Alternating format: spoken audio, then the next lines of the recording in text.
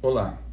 Neste vídeo falaremos hoje sobre os efeitos jurídicos das relações contratuais, vícios redibitórios e evicção em contratos de consumo.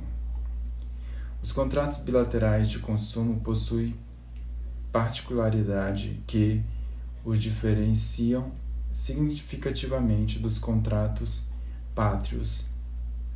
paritários não consumeristas, especialmente quando analisamos os efeitos jurídicos decorrentes dos vícios redibitórios e da evicção.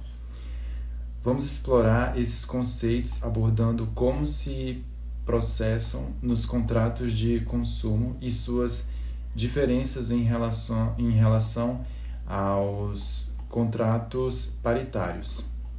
Vícios redibitórios, Conceito: vícios redibitórios são defeitos ocultos presentes em um bem adquirido por meio de contrato bilateral, oneroso e comutativo, como uma compra e venda. Esses vícios são ocultos e não aparentes no momento da contratação e podem tornar o bem impróprio para uso ou reduzir significativamente seu valor. Características: oculto.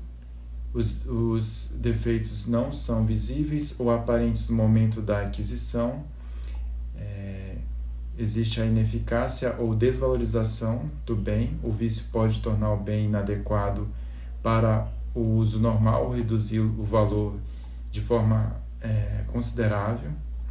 E direitos do comprador. Bom, o comprador nessa circunstância tem direito à rejeição, ou seja, o comprador pode optar por rejeitar o bem, ou pode pedir a reparação ou abatimento do preço, pode exigir a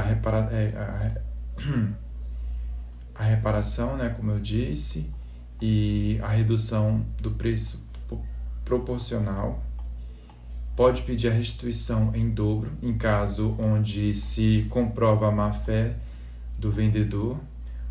O comprador pode requerer a restituição em dobro, então, do valor pago. Nos contratos de consumo, esses direitos são geralmente mais amplos, devido à proteção do consumidor, que é considerada a parte vulnerável. Já em contratos paritários, as partes envolvidas têm, em tese, igual poder de negociação, o que pode limitar os recursos disponíveis em casos de vícios redibitórios. Bom, quanto à evicção, o conceito de evicção a evicção trata-se da perda da posse ou propriedade de um bem para um terceiro que tem um direito anterior e superior não denunciado no contrato de compra e venda. Isso ocorre quando o comprador é privado do bem adquirido em virtude de um ônus que deveria ter sido revelado no momento da contratação. E quanto à diferença entre a evicção e o vício redibitório, o foco do problema é o vício redibitório, está relacionado a defeitos ocultos no próprio bem, Já diferentemente da evicção, que relaciona-se à perda do bem para um terceiro devido ao ônus não declarado.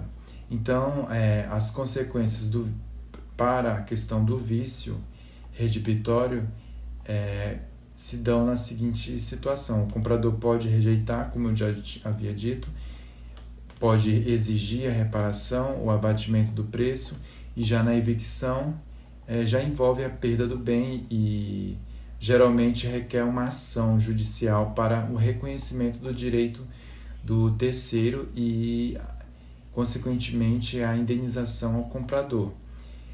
Nos contratos de consumo, a proteção contra a evicção também é reforçada, considerando a vulnerabilidade do consumidor. Isso significa que o vendedor tem a obrigação de garantir ao comprador que não há ônus oculto sobre o bem vendido. Em contratos paritários, essa responsabilidade pode ser negociada de forma diferente, dependendo do equilíbrio de poder entre as partes envolvidas. Diferenças nos comportamentos das partes lesadas nos contratos de consumo. A parte lesada, ou seja, o consumidor, tem um conjunto de direitos mais robusto, protegido pelo Código de Defesa do Consumidor.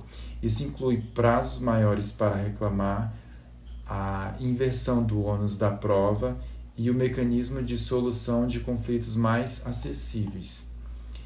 Em contraste, nos contratos paritários, onde as partes são presumidamente iguais em capacidade de negociação, os prazos e os mecanismos de reclamação podem ser mais restritos e exigem uma maior diligência das partes na verificação de possíveis vícios e ônus antes da conclusão do contrato. Bom, a gente chega à conclusão de que, com relação à análise dos vícios redibitórios e de evicção em contratos bilaterais de consumo, revela uma proteção especial conferido ao consumidor devido à sua posição de vulnerabilidade. Já nos contratos paritários, a equidade entre as partes permite uma maior liberdade de negociação e, consequentemente, um regime jurídico menos protetivo.